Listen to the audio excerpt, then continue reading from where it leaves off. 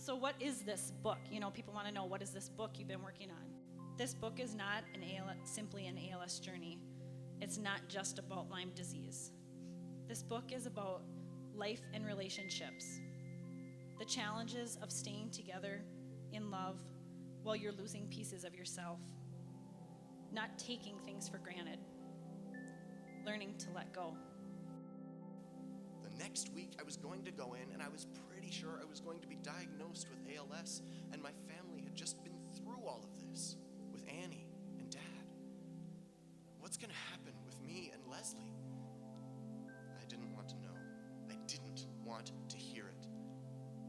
All I could think of was, how do I prepare to tell my mom and siblings we might once again experience ALS? Other countries, they call it motor neuron disease. ALS in this country, Lou Gehrig's disease is what it's better known as. But ALS is really the dying of the motor neuron. We can have a plan and an idea of how we think things in our life should go. We can be positive and dream big and hope for the very best. But still, life at times has a way of happening that is not what we planned, not what we predicted or hoped for. When I first began working with Kevin, I didn't even know what ALS was. I was curious, what is this guy battling? What will happen to him? ALS is unique, and every case is different. And that's a lot like this book.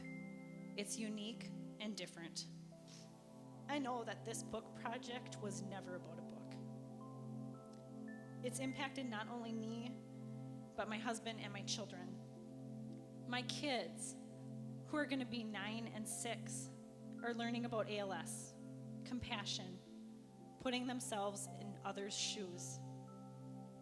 My husband is loving and supporting. Leslie, loving and supporting, being there for someone else, not only when it's easy, but when it's a bit more difficult. Each of us has our own path and our own purpose. And God has a much greater plan and is capable of something more amazing and more beautiful than I could ever do on my own. That is what I have learned from Kevin Polari.